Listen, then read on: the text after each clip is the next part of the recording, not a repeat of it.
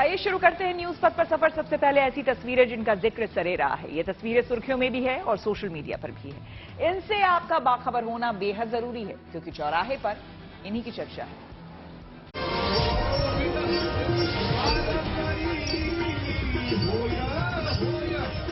दिल्ली और महाराष्ट्र समेत देश भर में आषाढ़ी एकादशी पर कई जगह खास आयोजन हुए। वहीं इस बीच महाराष्ट्र के अकोला में एनसीपी विधायक अमोल मिटकरी एक अलग अंदाज में नजर आए। उन्होंने इस खास मौके पर भजन कीर्तन गाए। ये आयोजन विधायक अमोल मिटकरी के पुश्तैनी गांव कुटासा में हुआ। इस दौरान सभी भगवान विठुराया की भक्ति में लीन दिखे। उन्होंने भगवान विट्ठल और रुक्माई की पूजा अर्चना की, साथ ही भजन भी गाए। भगवान विट्ठल को विष्णु का अवतार माना जाता है और आषाढ़ी एकादशी पर भगवान विष्णु की पूजा का खास महत्व होता है।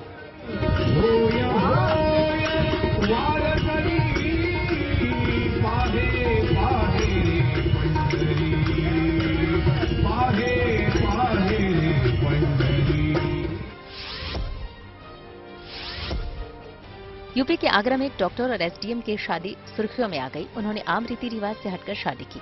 दरअसल डॉक्टर खुशबू की शादी जिला फतेहगढ़ की अमृतपुर तहसील में तैनात एसडीएम रविंद्र सिंह से हुई।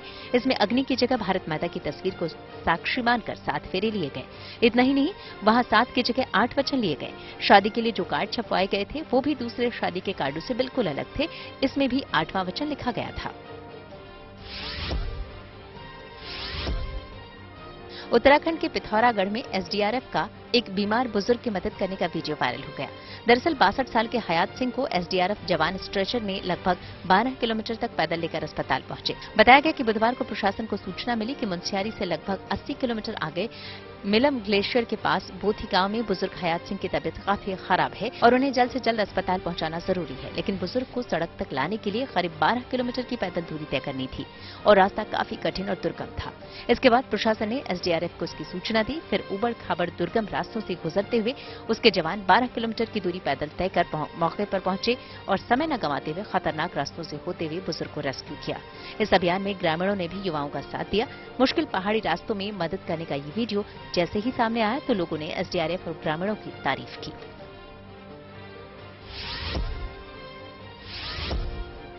बिहार के भागलपुर में एक ही जगह पर हिंदू और मुस्लिम समुदाय के जोड़ों ने शादी की। दरअसल वहां 51 जोड़ों की शादी के लिए सामूहिक विवाह समारोह का आयोजन किया गया।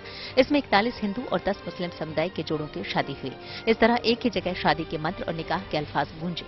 इतना ही नहीं, वहीं जोड़ों ने मौलवी और पंडितों से आशीर्वाद भी लिया। इस आयोजन को भाईचारे की मिसाल के तौर पर भी माना जा रहा है। लोगों ने सामूहिक विवाह आयोजन को गरीब और असहाय परिवारों के लिए भी काफी मददगार बताया। यूपी के वाराणसी में सैलानियों के लिए अच्छी खबर है। दरअसल वहां सावन से पहले वाटर टैक्सी के ट्रायल की शुरुआत हो गई। यानी अब लोगों को शहर की भीड़भाड़ और ट्रैफिक से न केवल निजात मिलेगी बल्कि गंगा की लहरों पर भी सफर करते हुए अपनी मंजिल तक पहुंचने का मौका मिलेगा। इस ट्रायल के बाद प्रशासन इसे हरी झंडी देगा। काशी में फिलहाल 10 वाटर टैक्सी आ चुकी हैं, जिसमें शुरुआत में 2 ही वाटर टैक्सी चलाई जाएंगी। इतना ही नहीं, इन टैक्सी का इस्तेमाल एम्बुलेंस के तौर पर भी होगा। जिंदगी का सफर सुहाना हो, इसके लिए सावधान रहना जरूरी है। रोजमर्रा की आपाधापी में कुछ देर बैठकर सोचना समझना भी जरूरी है कि आपके आसपास क्या हो रहा है और जो कुछ हो रहा है उससे हमारी जिंदगी, हमारा परिवार कैसे प्रभावित हो सकता है। इसलिए हॉर्न बजाकर बाखबर करने वाली खबर जरूरी होती है। और आज की ये खबर खास तौर पर ऐसे लोगों से जुड़ी है जो कि जिम में एक्सरसाइज करने और मसल्स बनाने के लिए प्रोटीन सप्लीमेंट्स का इस्तेमाल करते हैं। लंदन में साल 2020 में हुई एक घटना को लेकर अब जो खुलासा हुआ है वो सबको सचेत करने वाला है। प्रोटीन शेक की वजह से एक 16 साल के लड़के की तबीयत खराब हुई। बाद में उसकी मौत हो गई। ये हादसा किसी और के साथ ना हो, इसलिए जरूरी है कि इसको लेकर सावधानी वाला हॉर्न बजाया जाए।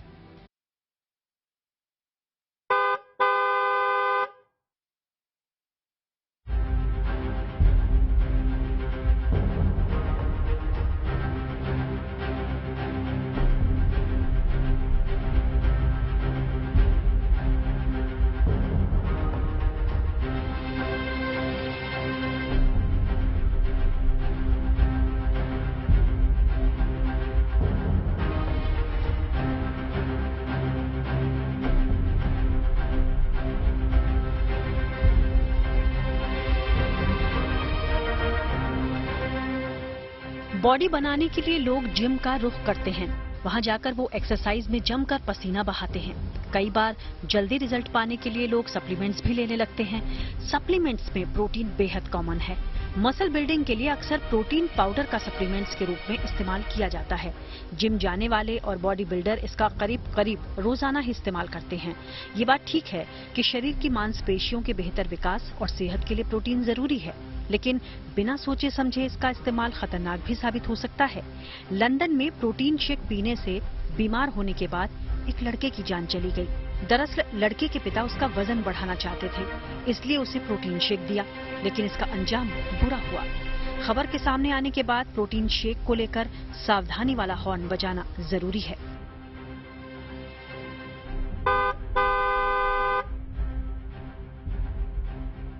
पहले आपको बताते हैं कि इंग्लैंड में क्या हुआ। भारतीय मूल का रोहन गोधनिया नाम का एक 16 साल का लड़का दुबला पतला था।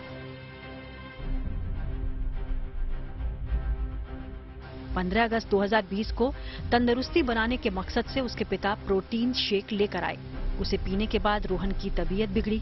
ब्रेन डैमेज के चलते उसे अस्पताल में भर्ती कराया गया, लेकिन 3 दिन बाद 18 अगस्त 2020 को उसकी मौत हो गई। अंगदान कर दिए जाने के चलते उसकी मौत की वजह शुरू में पता नहीं चली, लेकिन इसके बाद बकिंघमशायर के मिल्टन केनिस कोरोनर की एक कोर्ट में मेडिकल जांच में पता चला कि रोहन की मौत एक दुर्लभ बीमारी से हुई है। दरअसल प्रोटीन शेक पीने के चलते रोहन को आर्निथिन ट्रांसकार्बामाइलेज नाम की बीमारी हो गई थी, जिससे उसके खून में अमोनिया की कमी हो गई। अदालत में हुए इस खुलासे के बाद ये विचार दिया गया कि पेय पदार्थों की पैकेजिंग पर इसके हानिकारक असर को लेकर चेतावनी दी जानी चाहिए। पश्चिमी लंदन के ईलिंग में हुई ये घटना एक सबक है उन लोगों के लिए जो बगैर सोचे समझे प्रोटीन सप्लीमेंट्स का इस्तेमाल करते हैं। असल में प्रोटीन का सेवन सीमित मात्रा में ही सेहत के लिए अच्छा माना जाता है। अगर आप इसका जरूरत से ज्यादा इस्तेमाल करते हैं तो इससे शरीर को नुकसान भी पहुंच सकता है। दूसरी जरूरी बात ये कि मौजूदा वक्त में कंपनियां लुभावने विज्ञापन से प्रोडक्ट्स बेचती हैं। कई कंपनियों के प्रोटीन के पैकेट पर झूठे दावे होते हैं और कुछ ऐसे भी हैं जिन पर कुछ भी जिक्र नहीं होता। ऐसे प्रोडक्ट्स सेहत के लिए खतरनाक साबित हो सकते हैं। इसलिए जरूरी है कि प्रोटीन सप्लीमेंट्स को लेकर सावधानी बरती जाए। प्रोटीन शेक ऑथराइज्ड स्टोर से ही खरीदें। खरीदने से पहले उसकी अच्छी तरह से जांच पड़ताल कर लें। कुछ प्रोटीन शेक में हानिकारक एडिटिव्स या फिल्टर्स हो सकते हैं जो अपच की समस्या या पेट की परेशानी का कारण बन सकते हैं। ज्यादा मात्रा में प्रोटीन शेक पीने से लीवर में सूजन हो सकती है और लीवर की गंभीर बीमारी का खतरा भी बढ़ सकता है। इसकी ज्यादा मात्रा शरीर को डिहाइड्रेट बना सकती है। इसके अलावा ज्यादा मात्रा में प्रोटीन शेक पीने से स्किन से जुड़ी समस्या भी पनप सकती है। ब्लड प्रेशर के मरीजों को प्रोटीन शेक का ज्यादा सेवन नहीं करना चाहिए, क्योंकि इसकी खुराक ब्लड प्रेशर को बहुत कम कर सकती है। लंदन की घटना की रिपोर्ट्स के अनुसार प्रोटीन पाउडर का ज्यादा सेवन सेहत के लिए अच्छा नहीं होता। इसके ज्यादा इस्तेमाल से गट में मौजूद अच्छे बैक्टीरियाज भी नष्ट हो सकते हैं। इसके साथ ही पेट संबंधी समस्याओं को भी ये जन्म दे सकता है। इसलिए प्रोटीन शेक को लेकर सावधानी बेहद जरूरी है।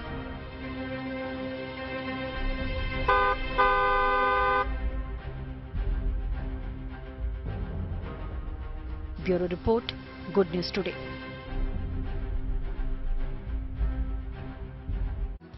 लंदन में प्रोटीन शेक से हुई घटना हैरान करने वाली है, तो साथ में लोगों को सावधान करने वाली भी है। प्रोटीन सप्लीमेंट्स के इस्तेमाल को लेकर फेलिक्स हॉस्पिटल नोएडा के एमडी डॉक्टर डी.के. गुप्ता का क्या कहना है, वो भी जान लीजिए।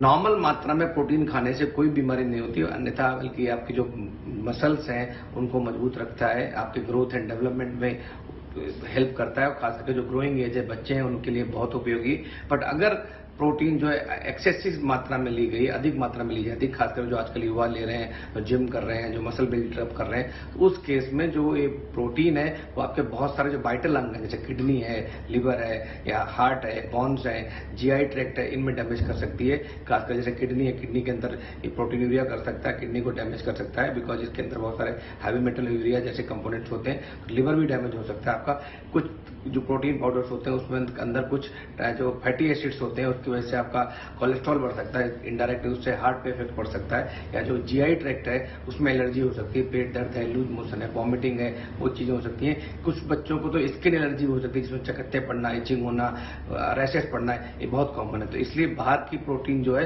या पाउडर्स हमें कम से कम यूज करने चाहिए। कभी अगर यूज करने तो सिर्फ डॉक्टर की रिकमेंडेशन से। जो बाहर से प्रोटीन पाउडर मिल रहे हैं जिसमें बहुत सारे आर्टिफिशियल कंपोनेंट्स होते हैं, तत्व होते हैं, या उनमें बहुत सारे प्रिजर्वेटिव्स होते हैं, या बहुत सारे हैवी मेटल्स या यूरिया जैसा तत्व उसके अंदर हो सकते हैं जो बच्चों के लिए हानिकारक होते हैं। हम लोग चाहते हैं, हम लोग रिकमेंड करते हैं कि जो नेचुरल प्रोटीन कंटेंट जिसमें होता है, जैसे अंडा है, मीट है, दाल है, या घर के अंदर जो चीजें बनती हैं जिसके अंदर जो हम लोग रोजाना अपनी डाइट में लेते हैं, वो चीजों को प्रमोट करते हैं, क्योंकि जो बाहर की प्रोटीन है वो बच्चों की सेहत के लिए हानिकारक हो सकती है। तमिलनाडु में गिरफ्तार मंत्री सेंथिल बालाजी को राज्यपाल ने किया है बर्खास्त, लेकिन इस फैसले को सीएम स्टालिन देंगे चुनौती। देश से जुड़ी कुछ और खबरों को जानने के लिए आइए आपको सीधे लिए चलते हैं न्यूज एक्सप्रेस वे पर। विपक्षी दलों की अगली बैठक शिमला से बेंगलुरु शिफ्ट कर दी गई। एनसीपी नेता शरद पवार ने ये जानकारी दी। उनके मुताबिक ये बैठक अब 13 और 14 जुलाई को कर्नाटक के बेंगलुरु में होगी, जहां बीजेपी विरोधी दलों के नेता जुटेंगे। इससे पहले 23 जून को पटना में बैठक हुई थी, जिसमें सीएम नीतीश कुमार, राहुल गांधी और ममता बनर्जी समेत कई नेता शामिल हुए थे।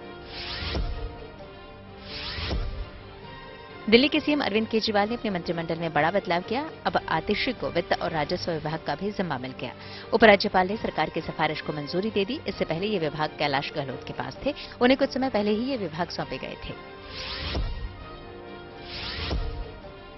केंद्रीय मंत्रिमंडल की बैठक सोमवार को शाम 4 बजे दिल्ली के प्रगति मैदान में होगी। मोदी सरकार के 9 साल पूरे होने के बाद की बैठक हो रही है। अहम बात यह भी है कि मंत्रिपरिषद में फेरबदल की चर्चाओं के बीच ये बैठक बुलाई गई। बुधवार को भी पीएम मोदी ने पार्टी अध्यक्ष जेपी नड्डा समेत कई नेताओं के साथ बैठक की थी। इस बीच खबर है कि बीजेपी ने पहली बार पार्टी के कामकाज को आसान बनाने के लिए देश भर को 3 सेक्टरों में बांट दिया। इसमें उत्तर, दक्षिण और पूर्वी रीजन शामिल हैं। इनकी बैठक अगले महीने होगी। केंद्रीय गृहमंत्री अमित शाह बिहार के लखीसराय पहुंचे, जहां उन्होंने अशोक धाम मंदिर में पूजा की। इस दौरान उन्होंने शिवलिंग पर दुग्धाभिषेक भी किया। वहीं इस बीच अमित शाह ने लखीसराय में जनसभा भी की। दिल्ली में औरंगजेब लेन का नाम बदल दिया गया। एनडीएमसी ने इसका नाम पूर्व राष्ट्रपति कलाम के नाम पर रखने को मंजूरी दे दी, यानी अब इसका नाम डॉक्टर एपीजे अब्दुल कलाम लेन होगा। दिल्ली और एनसीआर समेत देश के कई हिस्सों में बारिश हुई। राजधानी में बारिश से कई जगहों पर जलभराव हो गया। वहीं पहाड़ी राज्यों में बरसात से कई इलाकों में बाढ़ जैसे हालात हो गए। उत्तराखंड के चमोली में भूस्खलन हुआ, जिससे ऋषिकेश बद्रीनाथ राष्ट्रीय राजमार्ग पर आवाजाही ठप हो गई। तो केदारनाथ में बारिश की वजह से हेलीकॉप्टर सेवा बंद करनी पड़ी। उधर महाराष्ट्र में भी लगातार बारिश हो रही है।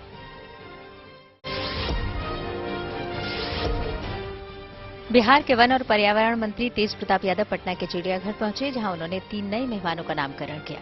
इनमें हुलूक गिबन, मादा गैंडा और ब्लैक पैंथर शामिल हैं। अपने दौरे में तेज प्रताप ने एक हाथी को अपने हाथों से केले भी खिलाए। खबरों के एक्सप्रेसवे से आगे रुक करते हैं सियासी ढाबे का, जहां आज की सबसे दिलचस्प खबर मौजूद है। राहुल गांधी मणिपुर में हैं और राहत शिविरों में लोगों से मुलाकात कर रहे हैं। कांग्रेस का कहना है कि राहुल की ये यात्रा मणिपुर में शांति बहाल करने की कोशिश है। लेकिन आज जैसे ही राहुल इंफाल एयरपोर्ट से निकलकर सड़क के रास्ते आगे बढ़े, पुलिस ने उनको रोक लिया। इसके बाद जमकर हंगामा हुआ। उधर दिल्ली में भी जमकर घमासान शुरू हो गया। देखिए पूरी खबर।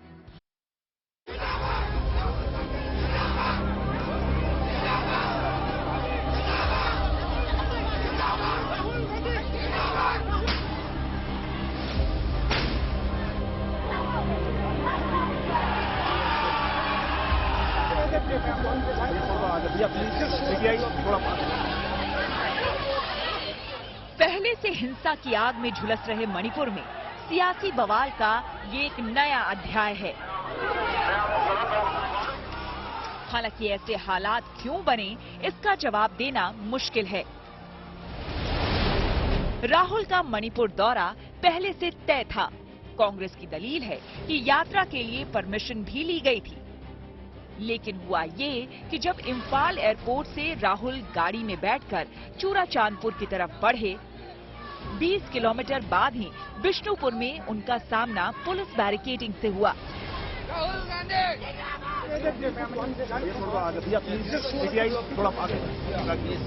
पीछे हो थोड़ा सा, पीटीआई थोड़ा पीछे। पुलिस ने ये कहते हुए रास्ता रोक दिया कि राहुल का आगे जाना सुरक्षित नहीं, क्योंकि हमले का अंदेशा है। आराम से।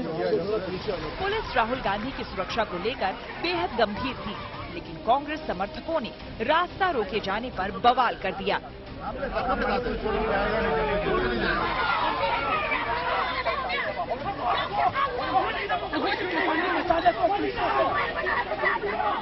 बेकाबू भीड़ को हटाना था, इसलिए पुलिस ने आंसू गैस के गोले दागे।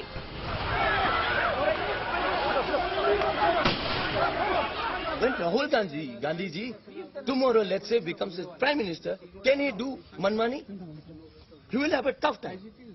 जीत कर सकते हैं, मगर हमें पता है Rahul Gandhi is one of the most famous personalities. क्या मेरे को इनफेमस होना है गलत काम से, बायसनेस से इसको रोक के? So my only question is, are you still considering letting him go? You've said go. As of now, I can't take the risk. Police अधिकारी तैयार नहीं हुए तो राहुल को वहीं से लौटना पड़ा। वापस आकर हेलीकॉप्टर से चूराचांदपुर गए। वैसे प्रशासन ने पहले ही इसकी सलाह दी थी।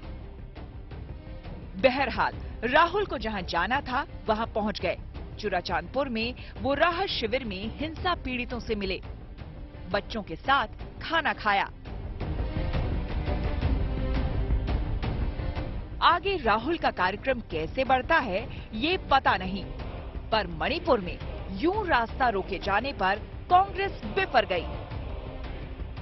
यहाँ से उनको रोक दिया जाता है और प्रशासन जिसने परमिशन दी थी, ऑब्वियसली उनके पास ऊपर से फोन आता है, उनके पास तानाशाहों का फोन आता है और प्रशासन उनसे कहता है कि नहीं, अब आप ऐसे नहीं जा सकते, अब आप हवाई जहाज से जाइएगा। वो जैसे भी जाएंगे, वो जाएंगे जरूर। तो एडमिनिस्ट्रेशन ने राहुल गांधी जी से रिक्वेस्ट किया, आप एक पर्चा कटाइए और please you take the helicopter to Churachandpur. इससे सड़क रूट जो है, उस सड़क रूट पे किसी प्रकार की वहां पर गड़बड़ी होने की आशंका है। लोग बाहर निकलने के लिए जो इच्छुक है आपको प्रोटेस्ट करने के खिलाफ, वो नहीं होगा और यहां वील मेंटेन काम। मगर राहुल गांधी मानते नहीं। बीजेपी की दलील है कि राहुल के दौरे का कई संगठन और छात्र संघों ने विरोध किया है। उनके खिलाफ नारेबाजी भी हुई।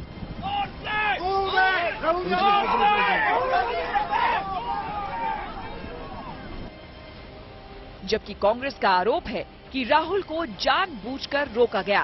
कांग्रेस अध्यक्ष खड़गे ने ट्वीट किया कि मणिपुर को शांति की जरूरत है, टकराव की नहीं। तो प्रियंका गांधी ने लिखा कि राहुल मणिपुर के नागरिकों का दर्द साझा करने और शांति का संदेश फैलाने गए हैं। बीजेपी सरकार को भी यही करना चाहिए। सरकार राहुल गांधी को क्यों रोकना चाहती है? इस तरह राहुल के मणिपुर दौरे पर घमासान शुरू हो गया और हमें बेहद निराशा हो रही है। प्रधानमंत्री जी स्वयं तो गए नहीं, लेकिन अगर कोई रिस्पॉन्सिबल पॉलिटिकल लीडर जाना चाहता हीलिंग टच के लिए, तो आप इस प्रकार से अवरोध उत्पन्न कर रहे हैं। गवर्नेंस के मूल में है हीलिंग टच। अगर वहां समाज जल रहा है, कायदे से तो आपको ऑल पार्टी डेलीगेशन ले जाना चाहिए था, जिसकी हमने मांग की थी उस मीटिंग में, लेकिन आपको लगा कि ना। आज राहुल गांधी जो मणिपुर का दौरा करने जा रहे हैं, इस सवाल का जवाब दे दें कि जब 2014 से 2017 तक इबोबी की सरकार थी और वहां इकोनॉमिक ब्लॉकेट था, 3 साल वहां पे तेल की कीमतें 300 रुपया लीटर पहुंच गई थी और जिस तरह से हिंसा और मणिपुर जिसका शिकार था, तब एक बार भी राहुल गांधी नहीं गए। मणिपुर में राहुल गांधी शिविरों का दौरा और लोगों से बातचीत करने वाले हैं।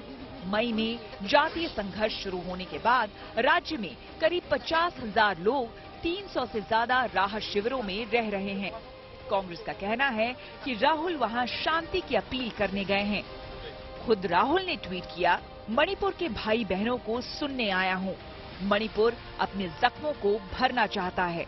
हमारी प्राथमिकता शांति बहाल करने की है। राहुल का मकसद चाहे जो हो, लेकिन चुनावी साल में इस यात्रा के सियासी मायने हैं। लिहाजा इसे लेकर दिल्ली तक सियासी तनातनी भी तय है। Bureau report, good news today. News पथ पर आगे है धन बाजार, जहां शेयर बाजार से लेकर कारोबार तक की सभी अहम खबरें होती हैं, जिसका सीधा रिश्ता आपकी आमदनी आपकी जेब से होता है। तो तेज रफ्तार खबरों के बीच ये जरूरी खबर छूट ना जाए, इसलिए आपको सीधे लिए चलते हैं धन बाजार। दिल्ली सराफा बाजार में सोने की कीमत में गिरावट देखी गई। सोना 100 रुपए फिसलकर 58,950 रुपए प्रति 10 ग्राम पर पहुंचा। वहीं चांदी की कीमतों पर कोई असर नहीं दिखा। चांदी 71,250 रुपए प्रति किलोग्राम पर स्थिर रही। गो फर्स्ट की घरेलू उड़ानें फिर से शुरू होने के संकेत मिले। हालांकि अभी उड़ानें शुरू करने से पहले डीजीसीए गो फर्स्ट के रिवाइवल प्लान से जुड़े दस्तावेजों की जांच करेगा और उड़ानों की तैयारियों पर एक ऑडिट भी करवाएगा। वैसे गो फर्स्ट ने अभी अपनी उड़ानें 6 जुलाई तक रद्द की हैं, लेकिन कहा जा रहा है कि जब उड़ानें शुरू होंगी तो 29 के बजाय 23 जगहों पर ही फ्लाइट उड़ेगी। देश की सभी पंचायतों में 15 अगस्त से डिजिटल भुगतान जरूरी हो जाएगा। पंचायती राज मंत्रालय ने ये जानकारी दी। यानी अब पंचायतों में जो भी विकास के काम होंगे उसमें सभी भुगतान ऑनलाइन ही किए जाएंगे। रुक करते हैं प्रगति मार्ग का, जहां ऐसी खबरें हैं जो कि देश की तरक्की, प्रगति और लोगों की काबिलियत दिखाती है। उत्तर प्रदेश के 3 लाख से ज्यादा छात्रों के लिए गुड न्यूज आई है, और उन छात्रों के लिए भी जो कि यूपी में टेक्निकल एजुकेशन के संस्थानों में दाखिला लेने की सोच रहे हैं। अब उनके सर्टिफिकेट, मार्कशीट, डिग्री को उनका संस्थान संभाल कर रखेगा। नई व्यवस्था के तहत अब एनएडी यानी कि नेशनल एकेडमिक डिपॉजिटरी से जोड़कर उनके डॉक्यूमेंट्स को सुरक्षित रखा जाएगा।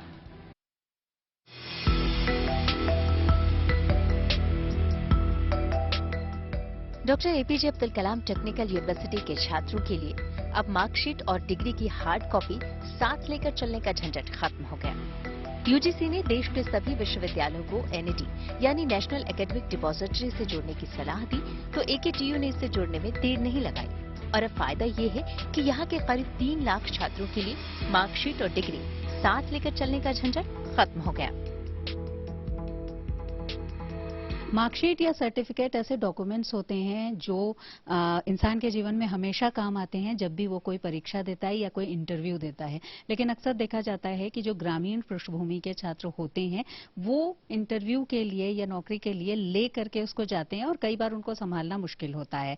लेकिन नेशनल एकेडमिक डिपॉजिटरी एक ऐसा सिस्टम है यानी नेट, जिससे उनको सुरक्षित रखा जा सकता है डिजिटली और उसका वेरिफिकेशन भी आसान होता है।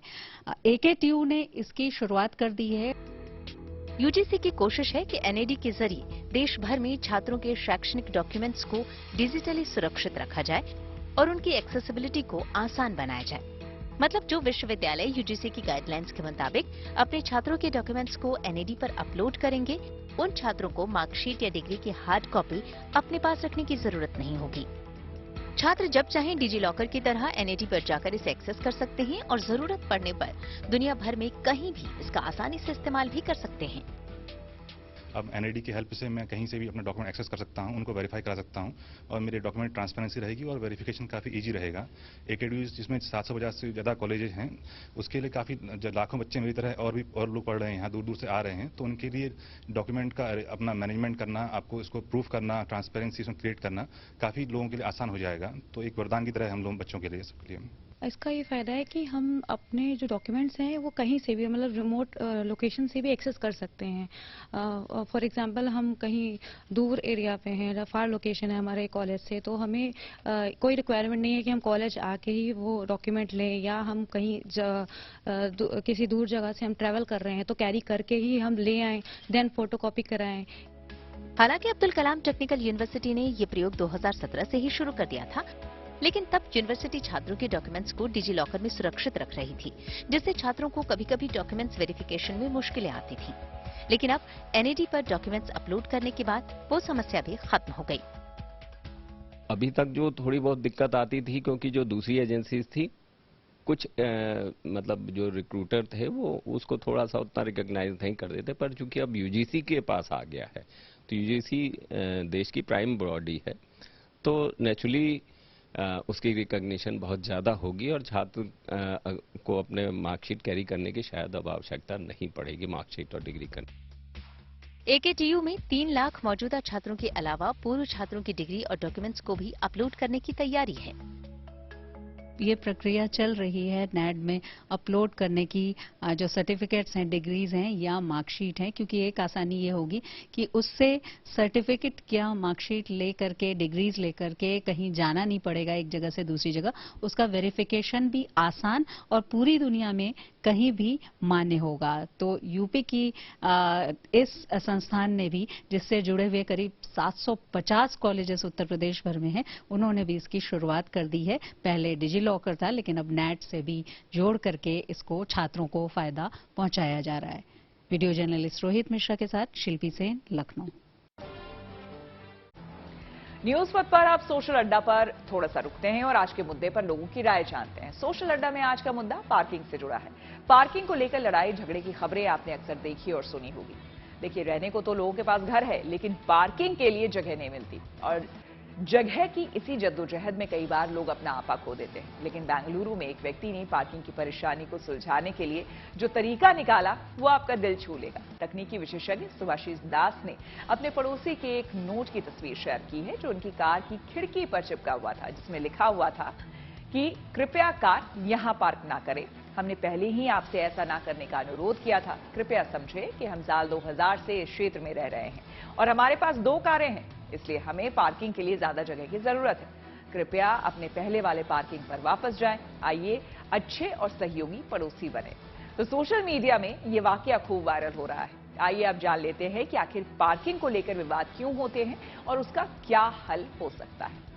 सड़कों की करीब 40% जगह गाड़ी पार्किंग से सिकुड़ जाती है। इससे आम आदमी के लिए चलने की जगह नहीं रह जाती है। अव्यवस्थित पार्किंग छोटे से लेकर बड़े शहरों में जाम की वजह बन रही है। कभी घर के आगे तो कभी दुकान के आगे गाड़ी खड़ी करने को लेकर विवाद सामने आते हैं। कभी पार्किंग में गाड़ी पार्क करने के दौरान किसी तरह की परेशानी को लेकर लोगों में विवाद हो जाते हैं। इसलिए जरूरी है कि गाड़ी पार्क करने में न सिर्फ अपनी बल्कि दूसरों का भी ख्याल रखें। किसी दूसरे की पार्किंग में गाड़ी लगाने से बचें और अपने लिए तय जगह पर ही गाड़ी खड़ी करें। गाड़ी पार्क करते समय ध्यान रखना चाहिए कि कार के दरवाजे को खोलने के लिए और उसे पार्किंग से निकालने के लिए पर्याप्त जगह हो। किसी के घर या दुकान के आगे गाड़ी खड़ी ना करें। पार्किंग में किसी तरह की समस्या हो तो उसे ठंडे दिमाग से सुलझाने की कोशिश करें। जाहिर है कि आप अगर दूसरों की सुविधा का ख्याल रखेंगे तो खुद आपको भी सुविधा होगी। आखिर इसको लेकर लोग क्या सोचते हैं, उनसे बात करने की हमने कोशिश की और उनकी राय जानी। जिस भाषा में वो बात कही गई है, आपने भी उसको पढ़ा, उस पोस्ट को बहुत वायरल हो रही है और दिल्ली के लोग कुछ ज्यादा ही वायरल कर रहे हैं, कमेंट कर रहे हैं। अगर हमारे यहाँ ऐसी कोई घटना होती, कैसा रिएक्शन आता? देखिए, ऐसा है कि दक्षिण भारत में और उत्तर भारत में बहुत बड़ा अंतर है।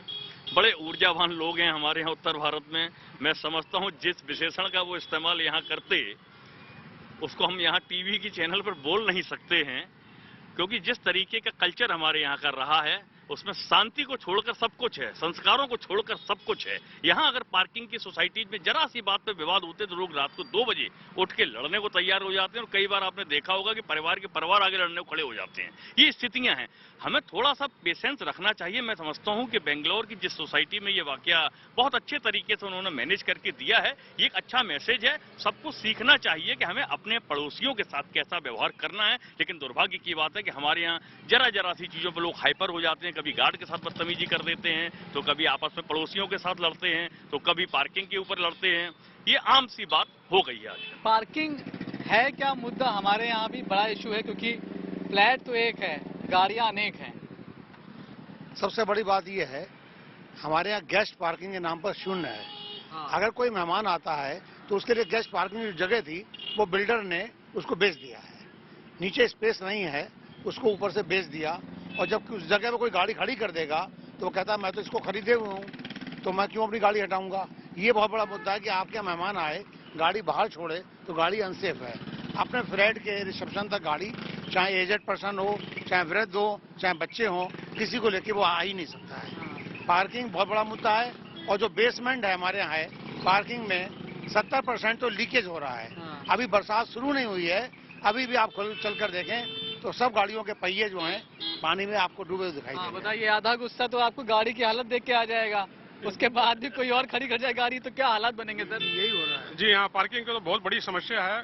कई बार हमारे बच्चे भी आते हैं तो हमारी पार्किंग होते हुए भी हमें गाड़ी लगाने में बहुत परेशानियां होती है। रात को हम गाड़ी खड़ी नहीं कर पाते हैं। गाड़ी बाहर खड़ी करना बिल्कुल ही भी सेफ नहीं है। गूगल लेकर आया है नया फीचर। टेक्नोलॉजी से जुड़ी ऐसी ही हर एक जरूरी खबर को जानने समझने के लिए चलिए चलते हैं डिजिटल गली। रिलायंस जियो ने अप्रैल महीने में 30 लाख से ज्यादा नए ग्राहकों को अपने साथ जोड़ा। वहीं इस लिस्ट में दूसरे नंबर पर एयरटेल रही, जिसने अप्रैल में कुल 76,000 से ज्यादा नए ग्राहक जोड़े। वहीं इस दौरान वोडाफोन आइडिया से करीब 30 लाख ग्राहक अलग हो गए। गूगल ने एंड्रॉयड टीवी डिवाइसेस के लिए एक नया फीचर अपडेट जारी किया। अब इसमें शॉप टैब यानी खरीदारी वाला ऑप्शन भी मिलेगा। हालांकि अभी ये फीचर अमेरिका में ही होगा, जल्दी इसे दूसरे देशों में भी लॉन्च किया जाएगा, यानी इसके जरिए आप खरीदारी कर सकेंगे। अमेरिकी कंपनी मोटोरोला के स्मार्टफोन की बिक्री शुरू हो गई। इसका नाम मोटोरोला S40 है। इसे पिछले महीने के आखिरी हफ्ते के दौरान भारत में लॉन्च किया गया था। दावा है कि इस स्मार्टफोन का कैमरा और बैटरी काफी दमदार है। इमरान खान ने फिर कर दी है प्रधानमंत्री मोदी की तारीफ। जी हां, विदेश से जुड़ी कुछ और जरूरी खबरों को जानने के लिए आइए आपको सीधे लिए चलते हैं न्यूज एक्सप्रेस वे पर। पाकिस्तान के पूर्व प्रधानमंत्री इमरान खान ने एक बार फिर से पीएम मोदी की तारीफ की। इमरान ने अपने यूट्यूब चैनल पर कहा कि भारत के प्रधानमंत्री मुल्क के बाहर बैठकर फैसले नहीं करते, जबकि पाकिस्तान की सरकार दुबई में बैठकर फैसले लेती है। वहीं उन्होंने कहा कि पाकिस्तान आज घुटनों पर आ चुका है और अर्थव्यवस्था पूरी तरह तबाह हो चुकी है। रूसी राष्ट्रपति व्लादिमीर पुतिन अलग अंदाज में दिखे। वो वैगनर विवाद के बीच खुले में लोगों की भीड़ से मिलते दिखाई दिए। बताया गया कि ये मुलाकात रूस के दक्षिणी हिस्से डरबेट में हुई। कहा जा रहा है कि वैगनर की बगावत को देखते हुए पुतिन ने ये पहल की। पिछले हफ्ते निजी सेना वैगनर ने विद्रोह करते हुए रूसी सरकार के खिलाफ मॉस्को की ओर अपने लड़ाके भेजने शुरू कर दिए थे। कनाडा के जंगलों में लगी आग का असर अब पड़ोसी देश अमेरिका तक पहुंचना शुरू हो गया है। इस आग की वजह से अमेरिका के आसमान पर धुएं का गुबार छा गया। वहां के मिशिगन और ओहायो समेत कई इलाकों में एयर क्वालिटी इंडेक्स खराब स्तर तक पहुंच गया। ऐसे में लोगों को घरों में ही रहने और बाहर जरूरी होने पर ही निकलने की सलाह दी गई। इजराइल में एक महिला सांसद अपनी नवजात बेटी के साथ संसद में पहुंची। हालांकि इस दौरान शेरेन हिस्कल पोडियम में भाषण नहीं दे पाई। उन्हें डिप्टी स्पीकर ने भाषण देने से मना कर दिया क्योंकि उनकी गोद में नवजात बेटी थी और नियमों के तहत पोडियम पर वहां सिर्फ सांसद ही संबोधन दे सकते हैं। शेरेन हिस्कल वहां के विपक्षी दल नेशनल यूनिटी की सांसद हैं। वो अपने संबोधन में एक बिल पेश करना चाहती थी। मुख्य चयनकर्ता पर फिर तेज हुई है अगरकर के नाम की चर्चा। तो आइए खेल जगत की और खबरों को जानने के लिए आपको लिए चलते हैं खेल चक्कर। अटकलें हैं कि पूर्व तेज गेंदबाज अजीत अगरकर टीम इंडिया के मुख्य चयनकर्ता बन सकते हैं। दरअसल उन्होंने आईपीएल टीम दिल्ली कैपिटल्स से सहायक गेंदबाजी के कोच का पद छोड़ दिया। इसी के बाद इन अटकलों को और बल मिला। बीसीसीआई की एपेक्स कमेटी की बैठक 7 जुलाई को होगी, जिसमें कई अहम फैसले लिए जा सकते हैं। कहा जा रहा है कि रिटायर्ड खिलाड़ियों के किसी विदेशी लीग में खेलने के मामले पर भी बड़ा फैसला लिए जाने की संभावना है। अभी तक रिटायर भारतीय क्रिकेटर भी किसी विदेशी लीग में नहीं खेल सकते।